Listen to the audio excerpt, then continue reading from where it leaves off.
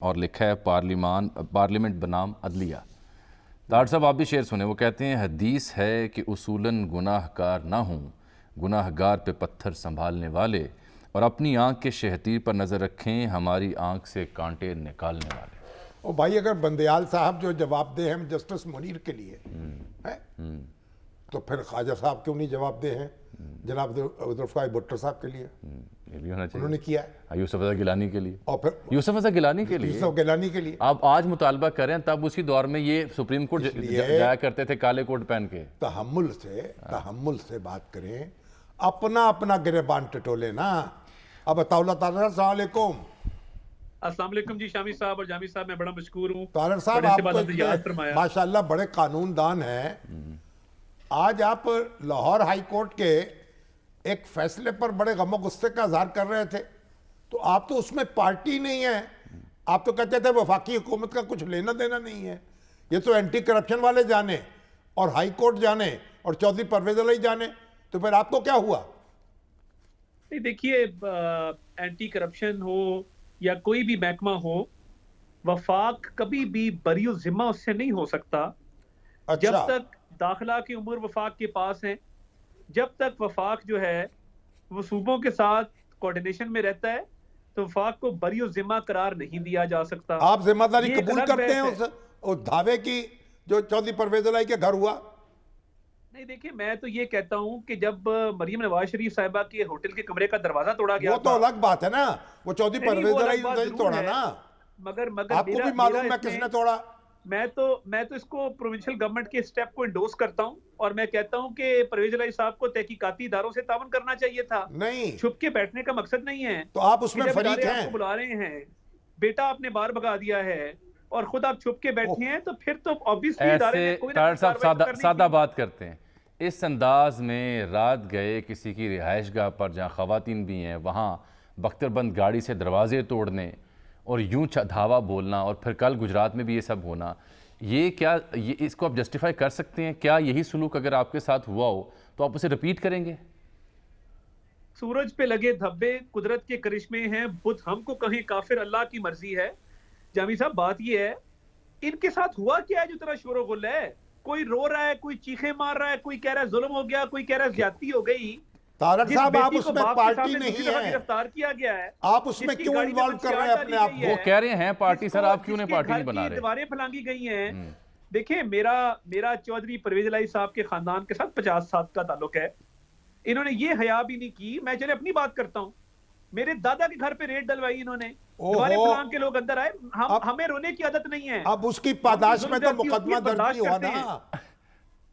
अब भाई, आग को आग से नहीं बुझाया जाता, खून को खून से नहीं धोया जाता मेरे प्यारे भाई और भतीजे। क्या हमारे सियासतदानों ने फिर ये सीखा है कि अगर एक के साथ कुछ ऐसा, सीखने की बात नहीं है ना। आप देखिए ना, प्रेसिडेंट ऐसा सेट करे, इस कदर इंतकाम था कि वजीर आजम जेल को मॉनिटर करता था कि ख्वाजा आसिफ को ठंडे फर्श पे रात को बिठाया कि नहीं बिठाया, शहबाज शरीफ को तकिया दिया कि नहीं दिया। शहजाद अकबर नामी जल्लाद, मुझे आज इजाजत दें, मुझे इजाजत दे कि मैं उसको जल्लाद कहूं, कि वो कहां पे है जो जेलों के अंदर सलाखों को गर्म करवाता था, जो घर का खाना बंद करवाता था, जो गर्मियों में पंखे उतरवाता था, जो सर्दियों में हीटर उतरवाता था। आप किस दुनिया की बात लेकिन करें? चौधरी परवेज अली साहब ने तो ये सब कुछ नहीं किया ना। चौधरी परवेज अली साहब ने ये सब नहीं किया, बल्कि हमजा साहब के लिए तो खाने का एहतमाम भी वो करते थे। अब क्या मैं मजीद आपको बताऊं? तो मैं आप क्या बताऊं आपको? आहा चीमा के 5 साल के बच्चे को आप जवाब क्या देंगे कि उसका बाप 3 साल घर क्यों नहीं आया? उसका जवाब ये है जो आप कर रहे हैं। आप 120 से ज्यादा मुकदमा तो खान साहब के हैं। फिर मगर इसका जवाब ये जरूर है कि परवेज अली साहब ताउन करें, बेटे को वापस बनाए, क्यों भगाया हुआ मुल्क से बाहर? आए, आके जवाब दें। तारक साहब का सामना करें। तारक साहब, मुल्क से बाहर तो बहुत से और लोग भी हैं, वो अपना अपना मुकदमा लड़ लेंगे। झूठे केसेस उन्होंने, जो मुल्क से बाहर मियां नवाज शरीफ की तरफ आपका इशारा है, उन्होंने अरबों के डाके नहीं डाले, उन्होंने लाहौर का मास्टर प्लान गंदा करके नहीं बेचा। सजा याफ्ता है। आप पराई शादी में अब्दुल्ला दीवाना, सजा याफ्ता है, सजा याफ्ता जिस तरीके से हैं। नहीं है ना। और तो अगर हैं तो वो तो इलाज कराने घर से गए थे। इस तरह तो यही है ना कि आप खुदा ना खास्ता बाहर निकले, आपकी गाड़ी में कुछ चर्च डाल दे, आप सजा याफ्ता हो जाएंगे। हमें नवाज शरीफ साहब का बड़ा एहतराम है हमें, हम उस चक्कर में नहीं पड़ना चाहते, लेकिन एक बात मुझे बताइए ना कि आपका यानी आप बैलेंस क्या कर रहे हैं? आप किस चीज से जवाब दे रहे हैं? आप मेरे भाई, आप नौजवान हैं, कानूनदान हैं, अच्छे सियासी कारकुन हैं, एक उम्र पड़ी है आगे, ये क्या मिसालें कायम कर रहे हैं? नहीं देखें, हमारे साथ जो हुआ, चलें आप जमहूरियत के तहत एक किसी साइड को बदला छोड़ना होता है, किसी ना किसी एक को बदला छोड़ना होता है, मगर मेरी सलाह ये है, हमारे साथ हुआ क्या वो इंसानियत थी?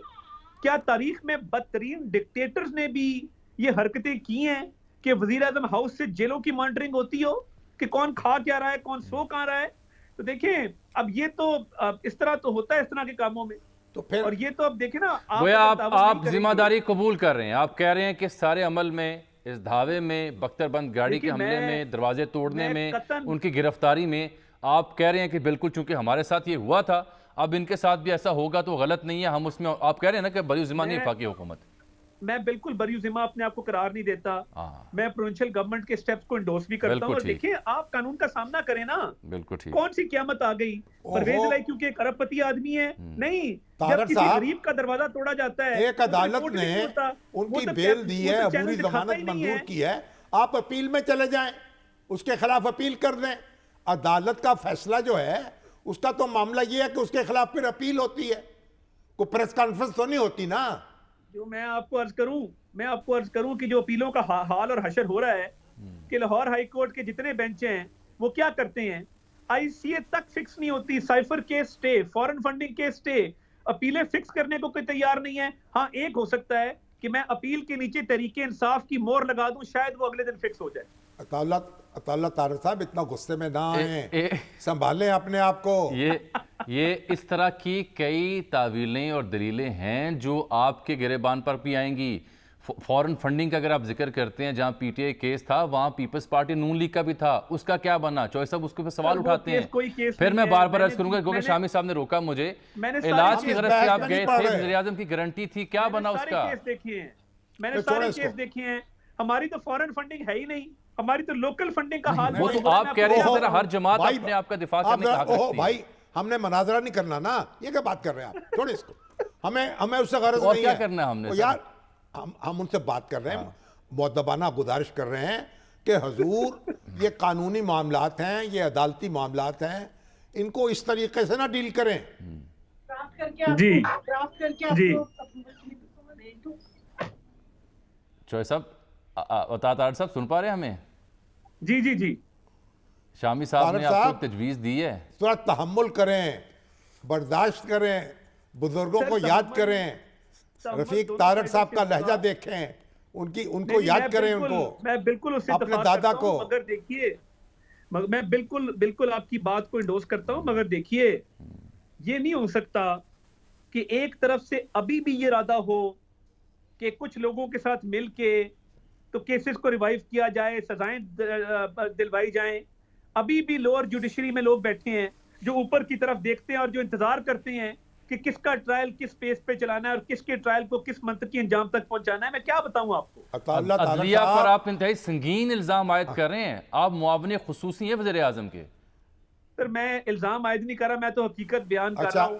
अब आप मुझे बताएं, हो चुका है। आप जो क्रिकेट जो है ना, वो फुटबॉल के कवायद के मुताबिक नहीं खेल सकते। आप फुटबॉल जो है कबड्डी के तौर पे नहीं खेल सकते। ये बंदयाल साहब को समझाएं कि 63 को वो रीराइट नहीं कर सकते थे। ये खेल तो बिगड़ा ही वहां से जहां से अदलिया ने ये समझा। अगर आपके पास दो तिहाई अक्सरियत है, वो री इंटरप्रेट कर दें उसको। नहीं शामी साहब, ये तो माने कि 63A की गलत तशरीह करके जो वोट गिनती में शुमार ना करने का कानून अदलिया के ऑर्डर के तहत बनाया गया, मामलात वहां से बिगड़ना शुरू हुए। जहां से बिगड़े, किसी ने, किसी मुकन्ना ने, किसी आइन ने, किसी दस्तूर ने ये हक अदलिया को नहीं दिया था कि मेरे प्यारे भतीजे, तो एक पॉलिटिकल पार्टी की गवर्नमेंट पंजाब में खत्म करके दूसरे सर, हर चीज को डील करने का तरीका है। कानूनी मामलात को कानूनी तरीके से डील किया जाएगा, पार्लियामेंट में डील किया जाएगा, कानून बनाया जाएगा, आइन में तरमीम की जाएगी।